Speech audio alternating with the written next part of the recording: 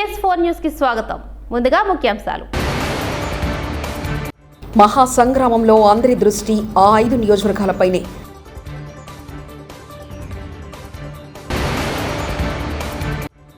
చర్చకు సిద్ధం. టైం మీరు చెప్తారా, మమ్మల్ని చెప్పంటారా? రేవంత్కు ఈటల సవాల్.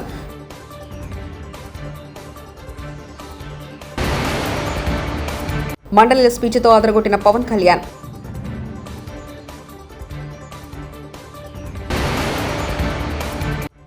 అన్నదాత సుఖీభవ పథకం ద్వారా రైతన్నకు 20,000 అందించే బాధ్యత మాది అచ్చెన్నాయుడు. మహారాష్ట్ర అసెంబ్లీ ఎన్నికల పోలింగ్ను ఒక మినీ సంగ్రామాన్ని తలపించనుంది. 6 ప్రధాన పార్టీలు, ఆ పార్టీలకు చెందిన రాష్ట్ర కేంద్ర అగ్రనేతల హోరాహోరీ ప్రచారం ముగిసి 288 అసెంబ్లీ నియోజకవర్గాల్లో నవంబర్ 20న పోలింగ్ జరగనుంది. అధికార మహాయుతి కూటమి, విపక్ష మహావికాస్ అఘడి మధ్య పోటీ నువ్వా నేనా అన్న రీతిలో ఉండనుందనే అంచనాల మధ్య ప్రధానంగా 5 నియోజకవర్గాలపైనే అంతర్దృష్టి నెలకొంది. ఇక్కడ పోటీ మహాసంగ్రాన్ని తలపించనుందని చెబుతున్న ఆ నియోజకవర్గాలపై ఓ ఫోకస్. ఏపీ శాసనమండలిలో ఆంధ్రప్రదేశ్ ఉప ముఖ్యమంత్రి పవన్ కళ్యాణ్ తొలిసారిగా మాట్లాడారు. రాష్ట్రంలోని పంచాయతీలో డంపింగ్ యార్డ్ల ఏర్పాట్లపై మండలిలో చర్చ జరిగింది. ఈ విషయంపై ఉప ముఖ్యమంత్రి పవన్ కళ్యాణ్ సమాధానం మాట్లాడుతూ పంచాయతీలో డంపింగ్ యార్డ్ల నిర్వహణ అవసరాన్ని గుర్తించినట్లు తెలిపారు. డంపింగ్ యార్డ్లో నిర్వహణ అందరి బాధ్యత అని తెలిపారు. స్కూల్స్ ఏర్పాటు చేయడానికి సెంటు భూమి లేని పంచాయతీలు ఉన్నాయని అన్నారు. ఈ నేపథ్యంలో 10-15 పంచాయతీలు కలిపి ఒక డంపింగ్ యార్డ్ ఏర్పాటు చేయాలన్న ఆలోచన చేస్తున్నామని అన్నారు. సంపద సృష్టించే కేంద్రాలు మూడో దానికి అవునండి.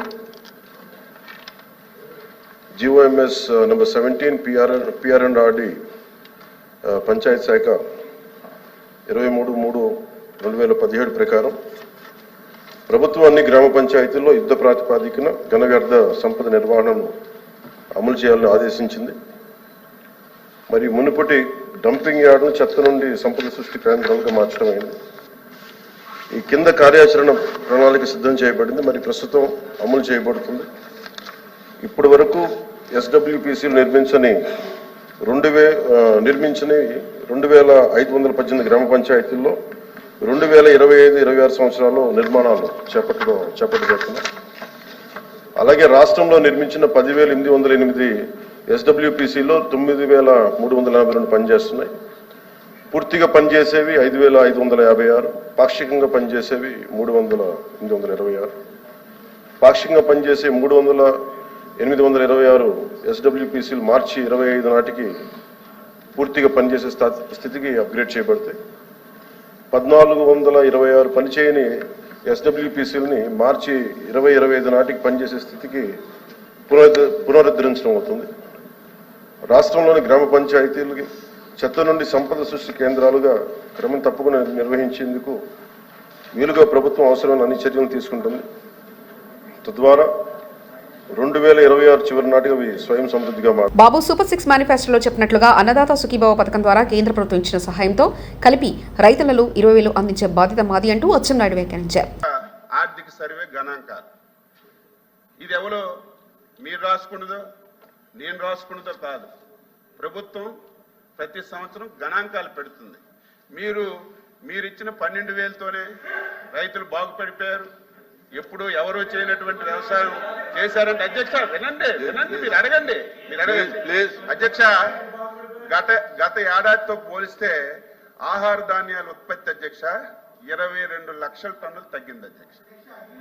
22 లక్షల వినాలి లింక్ ఇదంతా మీరు వచ్చిన అడిగితే వినండి తగ్గింది అధ్యక్ష. వ్యవసాయ వృద్ధి రేటు స్థిర ధరల్లో చూస్తే 16-17లో 14.98% ఉంటే ఈరోజు ఎంత ఉంది అధ్యక్ష? 3.5% తగ్గిపోయింది. ఇదేదో అచ్చెన్నాయుడు రాసుకున్న లెక్కలు కాదు, మీ ప్రభుత్వంలో మీరు రాసుకున్న లెక్కలే. ఈరోజు ఒకసారి చూడండి అధ్యక్ష, గర్వపడి చెప్తున్నా నేను. వ్యవసాయానికి ఏదో 10,000 20,000 అన్నదాన సుఖీభావ కింద ఇచ్చి చేతులు దులుపుకుంటే రైతు బాగుపడ్డ అధ్యక్ష. అనునిత్యం ఆయనకి అండగా ఉండాలి, ప్రతి విషయంలో సహకారం అందాలి. ఈ రోజు ఒకసారి చూడండి అధ్యక్ష, ఇదేదో నేను రాసుకున్న గణాంకాలు కాదు అధ్యక్ష. 2014-15 అధ్యక్ష చంద్రబాబు నాయకత్వంలో 14.92% వ్యవసాయ వృద్ధి రేటు ఉండేది అధ్యక్ష. 15-16 అధ్యక్ష 16.85% వృద్ధి రేటు అధ్యక్ష. 16-17 21.77% వృద్ధి రేట్ అధ్యక్ష. నాంపల్లి బీజేపీ పార్టీ కార్యాలయంలో ప్రెస్ మీట్ నిర్వహించారు. మల్కాజ్గిరి పార్లమెంట్ సభ్యులు ఈటెల రాజేందర్ మాట్లాడుతూ కాంగ్రెస్ ప్రభుత్వం ఏడాది పాలన సంబరాలపై ప్రజలు నవ్వుకుంటున్నారన్నారు. మేజార్టీ ప్రజలు కాంగ్రెస్ ప్రభుత్వం అన్ని రంగాల్లో విఫలమైందని చెప్తున్నారంటూ విమర్శించారు. ముచ్చటలో గత ప్రభుత్వం 14,000 ఎకరాలు భూసేకరణ చేశారు. ఆ భూములు పోగొట్టుకున్న రైతులు కూలీలుగా మారారు. కాంగ్రెస్ పార్టీ మేనిఫెస్టోలో ఫార్మాసిటీ రద్దు చేసి రైతులకు తిరిగి భూమి ఇస్తామని చెప్పారు. 4th సిటీ పేరుతో 14,000 ఎకరాలకు తోడుగా మరో 16,000 సేకరించాలని ప్రభుత్వం భావిస్తుంది. రియల్ ఎస్టేట్ పేరుతో రైతులు భూములు లాక్కోవడానికి ప్రయత్నాలు చేస్తున్నారు. కొడంగల్లో రైతులు భూమి ఇవ్వలేమని కాళ్లు మొక్కినా బెదిరించి సేకరించే ప్రయత్నం చేస్తున్నారు. స్వయంగా కలెక్టర్ పైన దాడి జరిగిందని చెప్పారు. రైతాంగం కావచ్చు కన్నీళ్ళు పెడతామని వాళ్ళు అనుకుంటున్నారు. ఈ లగిచెర్ల చుట్టుపక్కల 4 ఊర్లకు సంబంధించిన సమస్య అనుకుంటున్నారు. కానీ ఇవాళ వాళ్ళకైంది గతి, రేపు మాకైతే భయం ఉన్నది వాళ్ళకి. ఇప్పటికే పోలేపల్లిలో భూములు కోల్పోయినటువంటి రైతులకి ఇవాళ ఈయన చెప్పినట్టు వాళ్ళు చెప్పినప్పుడు ఉద్యోగాలను కూడా మీకే ఇస్తామని, ఏ ఉద్యోగాలు లేవు. కప్పులు కడిగే ఉద్యోగాలు, టాయిలెట్ కడిగే ఉద్యోగాలు, లిఫ్ట్ బాయ్లుగా ఉండేవాళ్ళు, అంట్లు తోమేవాళ్ళు, అటెండర్ నౌకరు తప్ప ఏ నౌకరు కూడా లేదు వాళ్ళకి. మళ్ళీ ఆ పోలేపల్లె సెజ్జులో పనిచేస్తున్న వాళ్ళు కూడా బయట రాష్ట్రాలకు వెళ్ళి ఎక్కడో వచ్చిన తప్ప అక్కడ కాదు. వీళ్ళు అన్న మాట ఏంటంటే, అయ్యా మేము ఇయ్యమని చెప్పిన తర్వాత కూడా ఎందుకు మమ్మల్ని ఇంత హింస పెడుతున్నారు, ఎందుకు పదే వస్తున్నారని చెప్తే ఇవాళ ఆ 8 నెలల పాటు ఉద్యమం నడిపినటువంటి వాళ్ళందరినీ కూడా ఐడెంటిఫై చేసి జైల్లో వాళ్ళు పోలీస్ స్టేషన్ తీసుకుపోయి 3rd డిగ్రీ ప్రయోగించారు. ఈ కాలు మీద 3 కూర్చున్నారట పోలీసు వాళ్ళు, ఇది కాలు మీద 3 కూర్చున్నారట. ఆ టైర్ల రబ్బలతో కట్టినటువంటి వాళ్ళ 3rd డిగ్రీ వాడేటువంటి వాటితోటి 2 గంటల పాటు 2 hours. రేవంత్ రెడ్డికి ఇచ్చిన వినతి పత్రాన్ని తిరిగి ఇచ్చేసిన బట్టి విక్రమార్క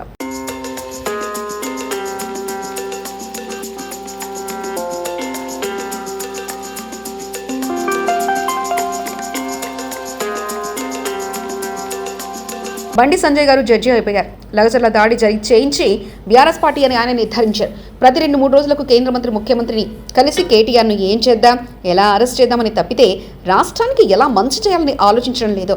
లగచర్ల దాడి వెనక నరేంద్ర రెడ్డి, కేటీఆర్ ఉన్నారని బండి సంజయ్ అంటున్నారు. కాబట్టి ఇక కేంద్ర హోం సహాయ మంత్రిగా మీరే సిబిఐ ఎంక్వైరీ చేయించి దాని వెనకల ఎవరి హస్తం ఉందో కనిపెట్టినట్టు బీఆర్ఎస్ నాయకుడు పట్ల కార్తిక్ రెడ్డి వ్యాఖ్యానించారు. కాంగ్రెస్ పార్టీ మరియు బీఆర్ఎస్ పార్టీ ఒకటే. మీరు కేటీఆర్ని అరెస్ట్ చేస్తలేరు కాబట్టి కాంగ్రెస్ పార్టీతో బీఆర్ఎస్ పార్టీకి పొత్తున్నదేమో అనే విధంగా బండి సంజయ్ గారు మాట్లాడుకుంటూ వచ్చిండ్రే. చాలా విచిత్రమైన పరిస్థితి తెలంగాణలో. ఒక వ్యక్తిని అరెస్ట్ చేయడం ఒక గవర్నమెంట్ పాలసీగా మారిందంటే తెలంగాణ రాష్ట్రంలో ముఖ్యంగా ఇరు పార్టీకి సంబంధించిన నాయకులు ఉన్నారు. దాంట్లో బీజేపీకి సంబంధించిన కేంద్ర సహాయ మంత్రి బండి సంజయ్ గారు కేటీఆర్ని అరెస్ట్ చేయమనడం, ముఖ్యమంత్రి గారు ప్రతి 2-3 రోజులకు ఒకసారి కేటీఆర్ అరెస్ట్ ఎలా చేద్దాం ఎట్లా చేద్దామని ఆలోచన చేయడం, రాష్ట్రంలో ఉన్న పెద్ద నాయకులు కేంద్ర మంత్రి ఒక ముఖ్యమంత్రి ఇద్దరు కూడా రాష్ట్రానికి ఎట్లా మంచి చేయాలన్న ఆలోచన పక్కన పెట్టి కేటీఆర్ని ఎట్లా అరెస్ట్ చేయాలా అని పెట్టుకున్నారంటే ఎంత నాన్ సీరియస్గా వీళ్ళు వాళ్ళ బాధ్యతలు నిర్వహిస్తున్నారనే విషయం తెలంగాణ రాష్ట్ర ప్రజలు అర్థం చేసుకోవాలా. బండి సంజయ్ గారు నిజంగా మీరు అనుకుంటున్నారు కదా దాంట్లో బీఆర్ఎస్ పార్టీ పాత్ర ఉన్నది. కాంగ్రెస్ ఎంపీ బలరాం నాయక్, ఎమ్మెల్యే రామచంద్ర నాయక్ పై మండిపడ్డ సేవాలాల్ సేవ వ్యవస్థాపకుడు సంజీవ్ నాయక్ గిరిజనులపై ఇంత కిరాతకంగా దాడులు చేస్తుంటే గిరిజన జాతిలో పుట్టి బలరాం నాయక్, రామచంద్ర నాయక్ ఇద్దరు రేవంత్ రెడ్డి తొత్తులుగా మారారు.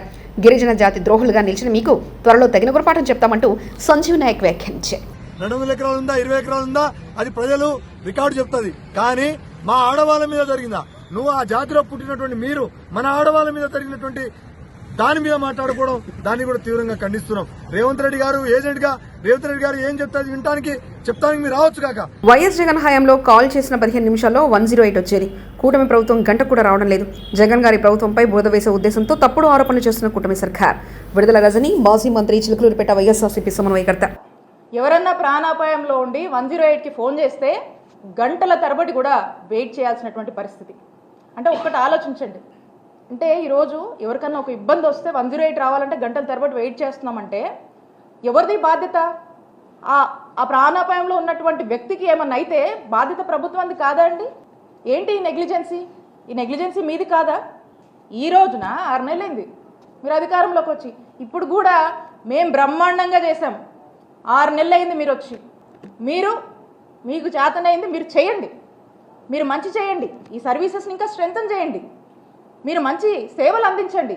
ఇవి అందించకుండా మీరు మాటలు చెప్తూ మమ్మల్ని ఏదో మా మీద బురద జల్లుతూ, ఇక బహుశా మీకు మనకు ఒక ఉదాహరణ చెప్పొచ్చు. ఏదైనా ఒక కుక్కని మనం చంపేయాలనుకోండి, దానికి ముందే పిచ్చిది అని ముద్రేస్తారు. అలాగే ఇక వాళ్ళకి ఏదన్నా ఈ కంపెనీ కాకుండా ఇంకో కంపెనీని మార్చుకోవాలనుకుంటున్నారో, మరి వేరే వాళ్ళకి అప్పచెప్పాలనుకుంటున్నారు. పోలీసులను అడ్డుపెట్టుకుని వైఎస్ఆర్ కాంగ్రెస్ పార్టీ శ్రేణుల మీద అక్రమ కేసులు పెడుతున్నారు. వెనకడుగు వేయని రాజకీయ పక్షం వైఎస్ఆర్ కాంగ్రెస్ పార్టీ. ఈ కూటమి ప్రభుత్వం ఎన్ని తప్పుడు కేసులు పెట్టుకున్నా భయపడే ప్రసక్తే లేదు. పోలీసులు చట్ట వ్యతిరేకంగా వ్యవహరిస్తే వారిపై ప్రైవేట్ కేసులు ఫైల్ చేస్తామంటూ అంబటి రాంబాబు గుంటూరు జిల్లా వైఎస్ఆర్సీపీ అధ్యక్షులు వ్యాఖ్యానించారు. తప్పనిసరిగా ఇరుక్కుంటారు, జాగ్రత్త అని చెప్పదలుచుకున్నాను. జగన్మోహన్ రెడ్డి గారి మీద పెట్టారు, నా మీద పెడతారు, చాలామంది మీద పెడతారు. అసలు వైఎస్ఆర్ కాంగ్రెస్ పార్టీ శ్రేణుల మీద, నాయకుల మీద, అందరి మీద కేసులు పెట్టుకోండి, మాకేం అభ్యంతరం లేదు. దానికి ఆధారం ఉండాలి కదా, రుజువులు ఉండాలి కదా, విచారణ చేయాలి కదా. మేమందరం దోషులం, కడవాళ్ళందరూ నిర్దోషులు తేల్చేస్తారా మీరు? నాకు అర్థం కాల. పెట్టుకోమండి, మాకేం అభ్యంతరం లేదు. కానీ లీగల్ ప్రొసీజర్, కేసు పెట్టండి, రిజిస్టర్ చేయండి, విచారణ జరపండి, ఏదైనా ఉంటే మమ్మల్ని పిలవండి, అరెస్ట్ చేయండి, లోపలేయండి. ప్రభుత్వం మీది, 5 సంవత్సరాల ప్రభుత్వం మీది. ప్రభుత్వం మీరు అనేక పాలసీలు మీరు చేయాలి, అనేక అభివృద్ధి కార్యక్రమాలు చేయాలి, అనేక సంక్షేమ కార్యక్రమాలు అమలు చేయాలి. ఇంతేనా? ఇది కదా చేయాల్సింది మీరు. రాంబాబుని అరెస్ట్ చేస్తాం, రోజాను అరెస్ట్ చేస్తాం, జగన్మోహన్ రెడ్డి గారి మీద కేసు పెడతాం, కనపడ్డంలో లోపలేస్తాం. ఇదే మీ పరిపాలన? నేను అడుగుతా ఉన్నా. ఇదే పరిపాలన అయితే 5 సంవత్సరాల తర్వాత మళ్ళీ ఏం జరిగిద్దో నేను మీకు ప్రత్యేకంగా చెప్పాల్సిన అవసరం లేదని కూడా ఈ సందర్భంగా చెప్పదలుచుకున్నాను. మీరు పరిపాలన మీద దృష్టి పెట్టకోకుండా రెడ్ బుక్ మీదే దృష్టి పెట్టి మమ్మల్ని అణచాలనేటువంటి ప్రయత్నం మీరు చేస్తున్నారు. చాలా సింపుల్ రీజన్, బాలు బురదలు వేస్తే ఏమైద్ది? కింద పడిపోద్ది. అదే గట్టి నేలకేసి కొడితే ఏమైద్ది? అంతకన్నా స్పీడ్గా లెగుస్తుంది. గట్టి నేలకేసి కొడితే పక్క రాష్ట్రాల్లో అబద్ధాలాడుతూ తెలంగాణ పరువు తీస్తున్న రేవంత్ రెడ్డి తెలంగాణలో ఇచ్చిన అన్ని గ్యారెంటీలు అమలు చేశాం. సీఎం రేవంత్ రెడ్డి తెలంగాణలో అన్ని గ్యారెంటీలు అమలు చేశాను, నమ్మకం పోతే మోదీ ఒక కమిటీని ఏర్పాటు చేసి తెలంగాణకు పంపండి, కమిటీ రావడానికి డబ్బులు లేకపోతే చెప్పండి, నేను హెలికాప్టర్ని పంపిస్తా అంటూ రేవంత్ రెడ్డి వ్యాఖ్యానించారు. ये कमिटी फॉर्म कर दे के गवर्नमेंट ऑफ इंडिया से कोई मंत्री और ऑफिसर्स के एक कमिटी तेलंगाना को भेजो आज ही. अगर आने के लिए आपको किराए पैसा नहीं है तो मैं हवाई जहाज भेजूंगा. अब दिल्ली में रहा तो दिल्ली को भेजूंगा, या नहीं तो मुंबई में रहा तो मुंबई को हवाई जहाज मैं भेजूंगा. आप आओ. एमएसपी के साथ साथ 500 रुपये बोनस हम दे रहा है. हर किसान के खाता में हम लोग 500 रुपये अभी डिपॉजिट करते जा रहे 1 मेट्रिक टन के लिए. तो ये सब सारे जो गारंटी हम लोग तेलंगाना राज्य में दिया हुआ है चुनाव से पहले, ये 11 महीने में ये सब सारे लागू किए. కడప పెద్ద దర్గాను సినీ హీరో రామ్ చరణ్ సందర్శించారు. దర్గాలో నిర్వహిస్తున్న 80వ నేషనల్ ముషాయిరా గజల్ ఈవెంట్కు ముఖ్య అతిథిగా రామ్ చరణ్ హాజరయ్యారు. ఈ సందర్భంగా ఆయన మాట్లాడుతూ ఈ దర్గాకు ఎప్పటికీ రుణపడి ఉంటానన్నారు. గతంలోనూ దీన్ని సందర్శించినట్లు గుర్తు చేసుకున్నారు. రామ్ చరణ్ చూసేందుకు అభిమానులు పెద్ద ఎత్తున తరలివచ్చారు.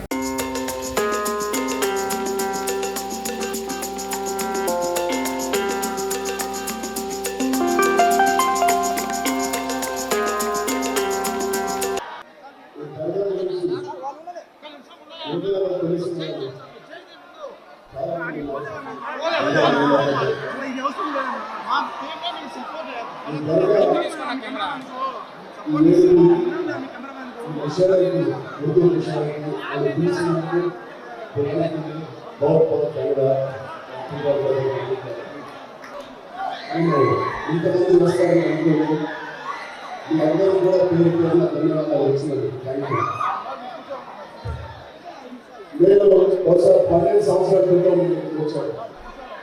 చాలా ముఖ్యమైన సినిమా, ఎలాగైనా మా కెరియర్కి చాలా ఉపయోగపడే సినిమా. మీ అందరూ తెలిసిన మరదేవుడు రిలీజ్కి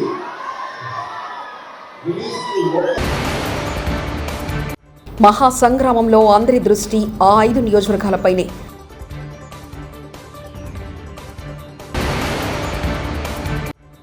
చర్చకు సిద్ధం.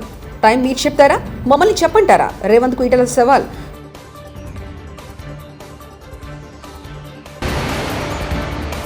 మండలిల స్పీచ్తో అదరగొట్టిన పవన్ కళ్యాణ్.